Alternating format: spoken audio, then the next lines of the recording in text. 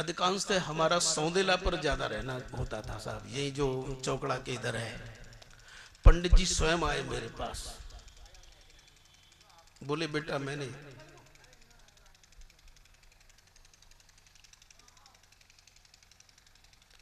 ऐसे ऐसे सुना है। बोले हाँ गुरुजी बात तो ऐसे ही है। बोले मैंने ये भी सुना है कि उसने कुछ देना चाहा और तुमने नहीं लिया, मैंने ये भी आपकी कृपा। तो बोले कि भगवान तुम्हें कोई न कोई ऐसी चीज देंगे जो बहुत कीमती होगी। उन्होंने कहा कुछ नहीं। 26 जनवरी आई तो उन्होंने मेरे से खबर भेजी कि पढ़ने नहीं जाओगे और 26 जनवरी का उत्सव यहीं जूनियर हाई स्कूल में मनाना है। तो मनी आपकी आज्ञा। तो 26 जनवरी 1969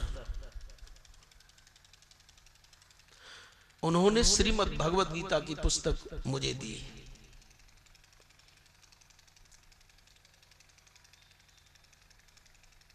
और कहा बेटा इसमें 700 श्लोक हैं और 1 साल में आप इसे याद करके हमें सुनाओगे।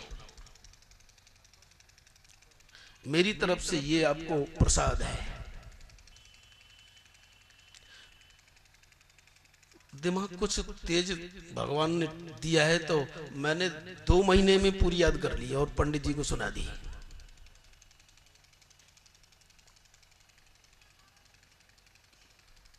और ऐसा आशीर्वाद दिया उन्होंने कि उन पूज्यपाद पंडित जी की कृपा हुई और गीता माता ने तो ऐसी कृपा की कि वो सब आपके सामने है। इन मां का आश्रय लेकर के आपको मैं सत्य बता रहा हूं, किसी भी ग्रंथ को खोल करके यदि देखने लगे तो लगता है कि गीता का ही प्रसाद है, सब गीता का ही सारा का सारा सिद्धांत सब में है। ऐसा लगता है कि जितने भी शास्त्र हैं उन सब शास्त्रों का जो फीता है वो भगवत गीता है। जितने भी शास्त्रों का दर्शन है उन सबको नापने का कि ठीक है कि नहीं ठीक है, अन्य शास्त्रों का दर्शन ज्ञान ठीक है कि नहीं, उसे आप जानना चाहे तो गीता से ही है। गीता संपूर्ण शास्त्रों का फीता है। तो अपनी बात तो मैं कहता हूं, मेरे लिए तो आज का दिन जीवन का जीवन है साहब। गीता मां ने अपने ऊपर कृपा की और आपको भी मैं ये निर्विवाद कह सकता हूं कि आपके ऊपर भगवान की विशेष कृपा है। और विशेषतः साधुवाद मैं देता हूं डॉक्टर साहब को, जिनके मन में आई, भगवान ने प्रेरणा की और हम और आप सब इनके निमित्त से आज भगवती गीता का आश्रय लेने के लिए बैठे हैं। बोलो गीता मैया की। गीता अलग नहीं है, गायत्री अलग नहीं है, ये एक ही चीज है। तो आज हम और आप ऐसे बैठे हैं, ये सब प्रभु की कृपा है, क्योंकि नहीं तो इस रास्ते पर कोई आ नहीं सकता। हम और आप ऐसे बैठे हैं ना भगवान के लिए, ये भगवान की विशेष कृपा है। अति हरि कृपा जाए पर होई। साधारण कृपा होती है तो लौकिक वस्तु मिलती है। साधारण कृपा भगवान की हो जाए तो लौकिक वस्तु, जिन लौकिक वस्तु में 3 चीजें आती हैं, लोकेशना, वित्तेषणा और पुत्रेषणा, ये 3 चीजें मिलती हैं साधारण कृपा हो जाए तो। लेकिन अति हरि कृपा, अत्यंत भगवान की कृपा होती है तो हम और आप ऐसे भगवान के लिए बैठते हैं। मैं सोच रहा था कि 7 दिन के लिए क्या कहा जाए, कोई एक विषय लिया जाए, या पहले से 7वां अध्याय चल रहा है, 21 दिन चौकड़ा में चला, 7 दिन आगरा चला, पूरा नहीं हो पाया। लेकिन अब मैं आपको सही बताऊं, कोई निर्णय नहीं कर पाया कि यहाँ 7 दिन क्या किया जाए। लेकिन जब प्राकट्य की बात आई तो ऐसा विचार आ रहा है कि श्रीमद् भगवद गीता में अवतार तत्व क्या है, प्राकट्य क्या है भगवान का, उस पर विचार किया जाए। भगवान का अवतार कैसे है, क्या होता है, इस पर विचार किया जाए। ये मेरे समझ में कुछ ऐसा प्रेरणा हुई है कि भगवान के अवतार को लेकर के अब 6 दिन रह गए ना, वो विचार किया जाए गीता के अनुसार। और भगवान अवतार कैसे लेते हैं क्या, ये सब चौथे स्कंद में 9 श्लोकों में है, चौथे अध्याय में।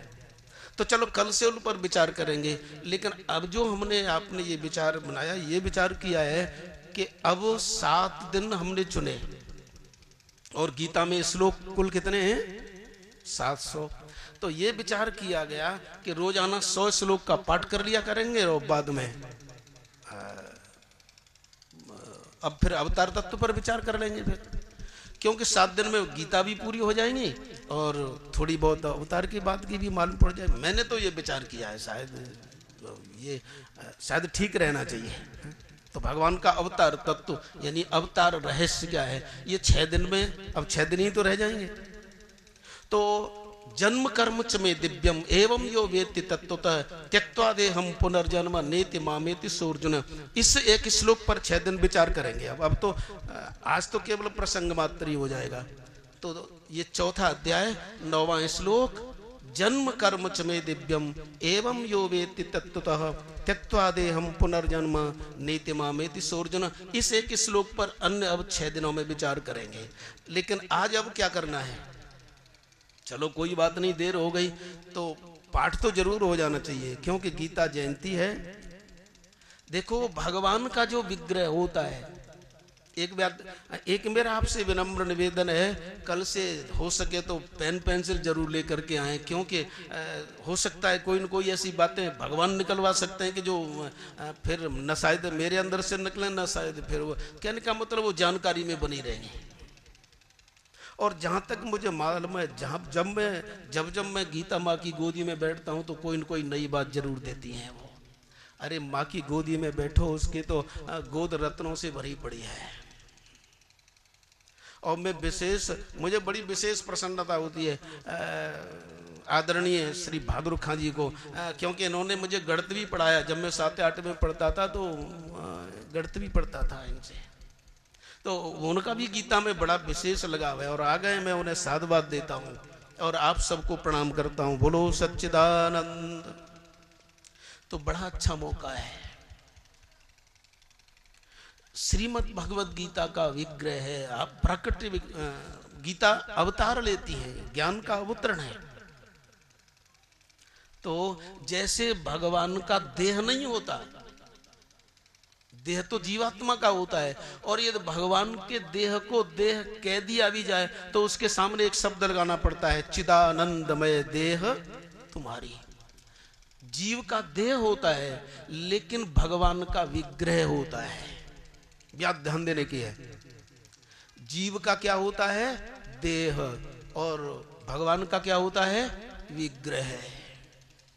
ये थोड़ी सी बात अंतर की है। ये हमारे विचार सागर में भी इसका वर्णन आया है ऐसा।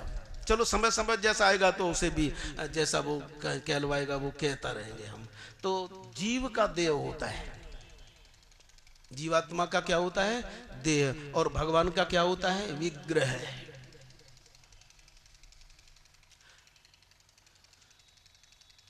देह और विग्रह में ये अंतर है कि देह तो कर्माधीन होती है, कर्म के अधीन जो मिलती है उसे देह कहते हैं।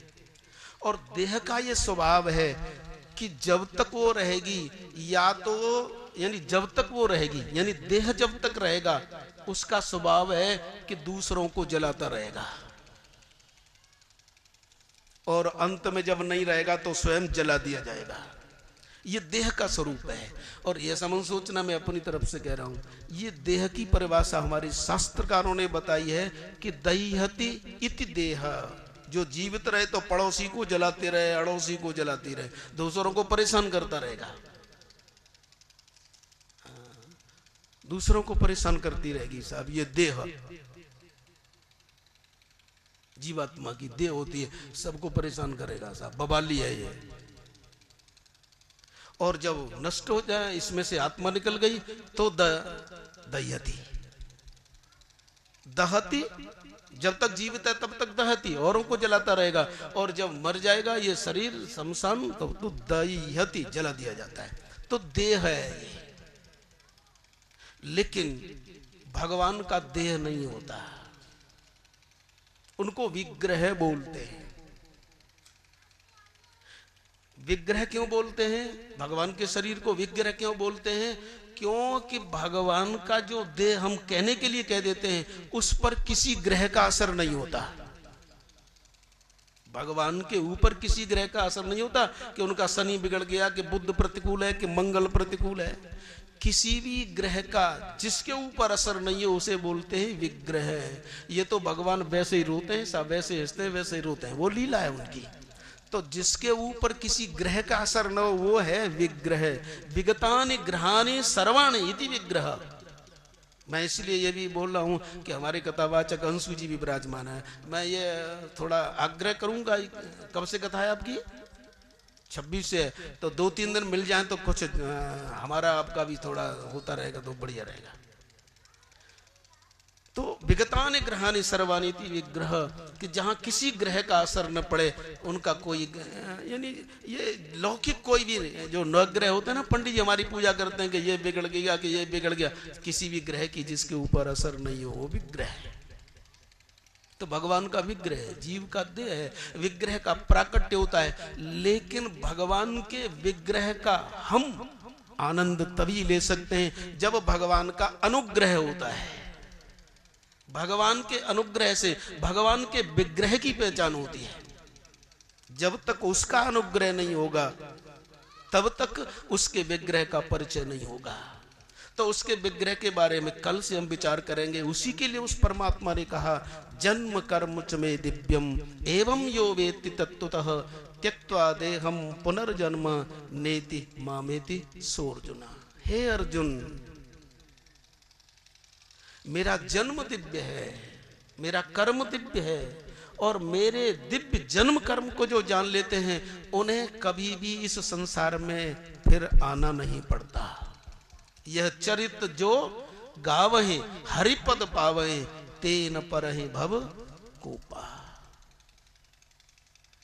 तो भगवान का विग्रह है, तो गीता का भी क्या है? विग्रह है। गीता का भी विग्रह है। और आपको मालूम है कि जब विग्रह है तो मुंह भी होगा, हाथ भी होंगे, पेट भी होगा और पैर भी होंगे। तो श्रीमद् भगवद गीता का विग्रह आपको बताऊं, वक्त्राणि पंच जानीहि पंच ध्यायानुक्रमात् दशाध्या भुजाश्चैक मुदरम द्वे पदाम्बुजे। श्रीमद् भगवद गीता के जो पहले 5 अध्याय हैं वह क्या है? भगवान का मोह। पहले जो अध्याय 1 से लेकर 5 तक वो भगवान का क्या है? मोह। इसके बाद जो 10 अध्याय हैं वे भगवान की हैं भुजाएं। 5 अध्याय क्या है? भगवान का मोह। 10 अध्याय क्या है? भगवान की भुजा। और फिर 1 अध्याय, यानी 5 पहले मुंह हो गए और 10 क्या हो गई? भुजाएं। तो 10 और 5 15। और जो 16वां अध्याय है वह है भगवान का पेट। अब क्या रह गए? 17 और 18 अध्याय। तो 17वां और 18वां अध्याय ये भगवान के हैं श्री चरण। इस प्रकार ये विग्रह है, गीता जी का विग्रह है। अब विशेष विशेष बातें मैं इसीलिए आज थोड़ा लोभ कर रहा हूं आपको बताने में, क्योंकि वो जब तक आप लिखेंगे नहीं तब तक याद नहीं रहेंगी। इसीलिए मैं सोच रहा हूं कि फिर उन्हें कल बताया जाए। अब ये जो भगवद गीता है, ये जो भगवान का वांग्मय स्वरूप है, अक्षरम ब्रह्म परमम, इन भगवद गीता का हम लोक मंगल के लिए भी आश्रय ले सकते हैं और परलोक मंगल के लिए भी आश्रय ले सकते हैं। हम यदि कोई सांसारिक वस्तु चाहते हैं उसकी प्राप्ति भी भगवद गीता के आश्रय से होती है, और परमार्थ के लिए तो ये है ही।